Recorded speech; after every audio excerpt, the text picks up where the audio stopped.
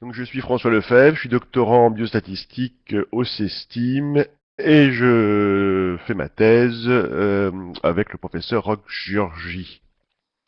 Et je vais vous présenter aujourd'hui un des travaux que nous menons, à savoir l'utilisation des pseudo-résidus pour la modélisation des covariables en analyse de survie.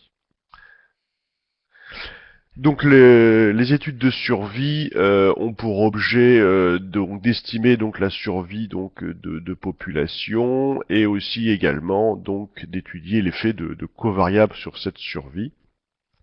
Et pour cela, on a besoin de faire des modèles, notamment pour pouvoir analyser plusieurs covariables en même temps.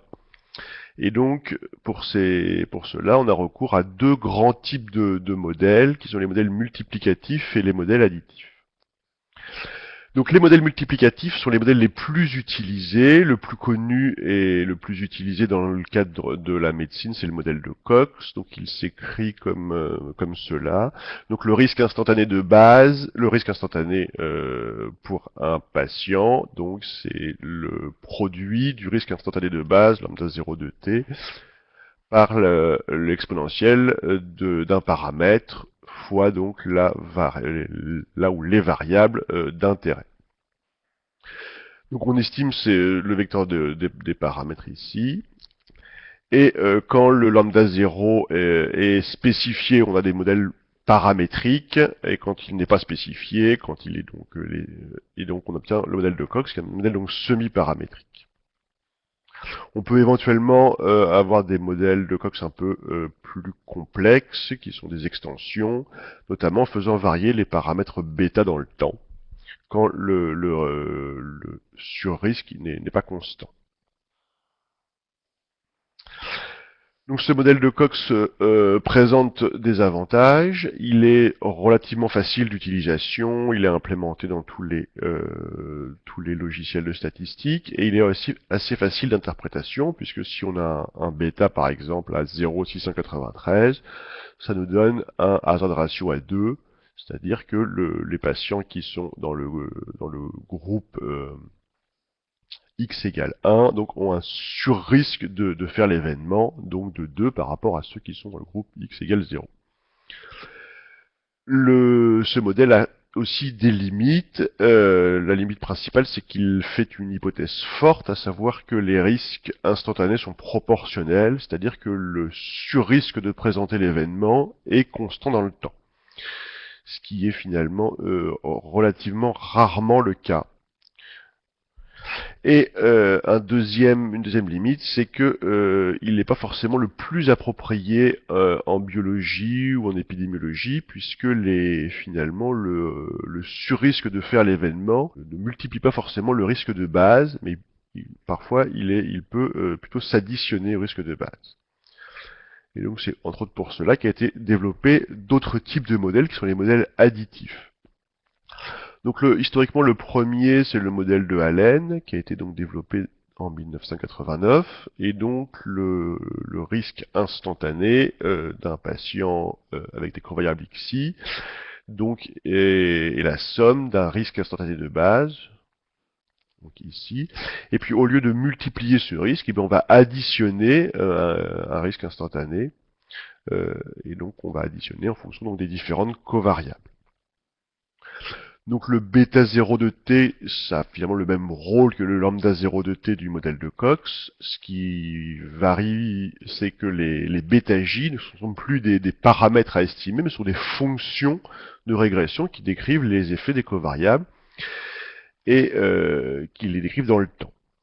Et ces bêta j de t, ils sont estimés de manière non paramétrique, donc ce ne sont pas il n'y a pas de paramètres à estimer.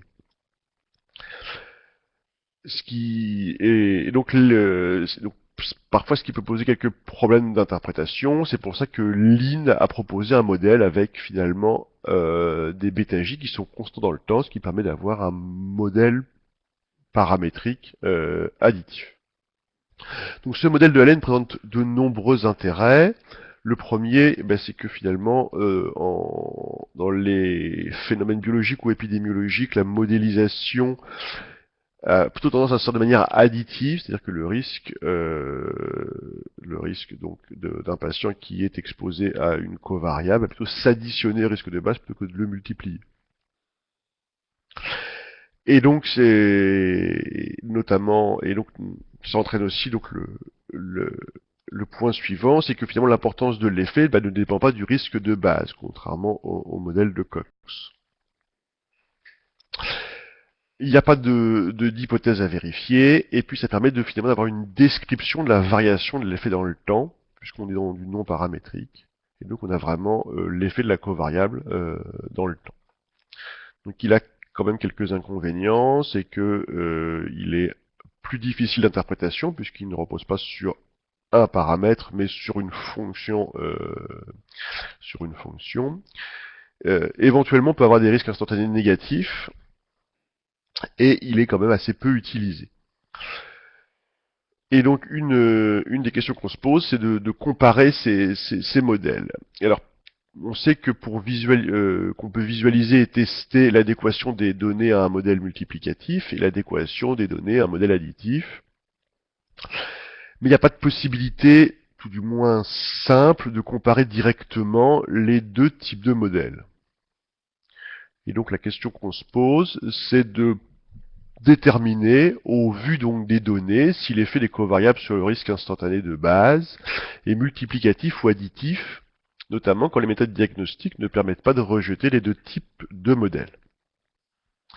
Et donc pour cela, on propose d'utiliser des pseudo-résidus pour pouvoir comparer les différents types de modèles. Alors pour comprendre ce que c'est un pseudo-résidu, il faut revenir à la pseudo-observation. Donc une pseudo-observation, c'est la différence entre l'estimation de Kaplan-Meier calculée sur l'ensemble des patients et l'estimation de Kaplan-Meier calculée sur l'ensemble des patients, excepté le patient I. Donc ça nous donne un SI chapeau de T, donc qui est la différence entre l'estimation de Kaplan-Meier sur l'ensemble de la population et sur l'ensemble de la population moins le sujet. Donc ça permet de mesurer donc pour chaque sujet et à chaque temps donc l'effet du sujet I sur la survie. Et le pseudo-résidu, c'est la différence entre finalement la pseudo-observation, ici, et puis donc une survie estimée pour un sujet I en fonction de ses covariables par un modèle de survie. Donc le modèle de survie, ça peut être soit le modèle de Cox, de Lynn, de Allen. Et donc on obtient donc ce pseudo-résidu epsilon I. Donc le S chapeau, c'est la survie estimée donc par un modèle. Donc le modèle, on peut même utiliser plusieurs modèles. Et donc ça représente ce pseudo-résidu, ça représente une distance entre l'estimation donc non paramétrique, la pseudo-observation, et une estimation par un modèle. Et la somme des pseudo-résidus au carré, ça représente un écart quadratique qui est d'autant plus faible que l'ajustement est bon. Et donc l'idée c'est de comparer ces sommes de pseudo-résidus au carré pour permettre de choisir le modèle le plus adapté aux données. Donc pour étudier les performances de cette méthode, on a donc réalisé une étude de simulation en générant donc des données de survie, en prenant un risque instantané de base qui suit une V-bulle généralisée pour avoir un peu plus de souplesse, et en utilisant une covariable avec soit un effet multiplicatif, soit un effet additif, soit un effet constant, soit un effet non constant, soit un effet linéaire, soit un effet non linéaire, avec des effets plus ou moins importants, et des effectifs de 500, 1000 et 2000. Donc on génère notre modèle de survie avec une variable qualitative binaire dans un premier temps, avec soit un effet additif, soit un effet multiplicatif, avec un effet donc soit constant, soit non constant, additif et multiplicatif, et donc avec 3 niveaux d'intensité de l'effet. Donc ça c'est pour les variables qualitatives binaires, et on a fait la même chose pour les variables qualitatives quantitatives, avec un effet additif et multiplicatif linéaire, et donc un effet constant non constant, et 3 donc grades d'importance d'effet. Donc ça c'était pour la génération des données, et après on a analysé les données avec 4 modèles différents. Donc on a utilisé le modèle de Lynn, qui est un modèle donc additif qui correspond finalement au modèle de Cox, puisque c'est un modèle additif semi-paramétrique, comme le modèle de Cox c'est un modèle multiplicatif semi-paramétrique. Donc le modèle de Allen, le modèle de Cox simple, et puis on a utilisé un modèle de Cox avec un effet dépendant du temps linéaire. Donc on est obligé de spécifier la dépendance du temps que l'on souhaite dans le modèle de Cox. Donc ça c'était pour assouplir un peu l'hypothèse de proportionnalité. Donc au niveau des résultats, donc on a fait donc des simulations sur 200 jeux de données simulés. Et donc quand on regarde avec un effet constant moyen pour une variable qualitative binaire, on s'aperçoit que la somme des pseudo-résidus au carré du modèle de Allen est la plus petite, qu'elle est suivie par la somme des résidus au carré du modèle de Cox dépendant du temps, avec un écart relativement faible de 30,8. Suivi après d'un écart relativement faible pour la somme des pseudo-résidus au carré du modèle de Cox. Et après, on voit qu'il y a un écart beaucoup plus important, de 390, pour les pseudo-résidus calculés avec le modèle de Lin. Donc ça c'est assez logique, puisque finalement, le modèle qui va le moins bien s'adapter aux données, quand on génère de manière multiplicative, bah, c'est le modèle de Lin.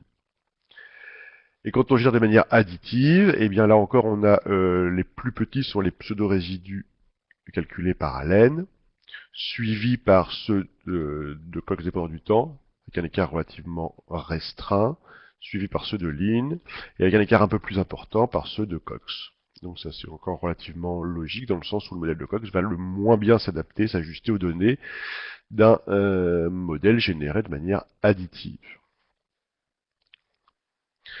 Si on regarde les résultats, donc on va comparer deux par deux les résultats. Donc en fait, on va regarder la somme des pseudo-résidus d'un modèle par rapport aux autres, et on va considérer que qu'on va choisir le plus petit. Et bien si on les compare donc 2 à 2, et bien si on génère de manière multiplicative, finalement on va retenir par rapport à Cox Lin dans 5% des cas, ce qui est relativement logique. Et donc on va retenir le modèle de Allen dans tous les cas, par rapport à Cox, par Cox dépendant du temps, et par rapport à Lin. Donc ça c'est pas forcément logique, puisque le modèle de Allen est un modèle additif. Donc a priori il devrait moins bien s'ajuster aux données générées de manière multiplicative, mais du fait de ce type de modèle, qui est finalement un modèle non paramétrique, et bien finalement on peut s'apercevoir qu'il va s'adapter de manière quasiment parfaite aux données, et ce qui fait qu'on a ces résultats qui peuvent être un petit peu paradoxaux. Quand on génère de manière additive les données, eh bien quand on va retenir le modèle de Lin dans 83% des cas par rapport à Cox, et on voit que Allen est toujours on va retenir le plus souvent le modèle de Allen.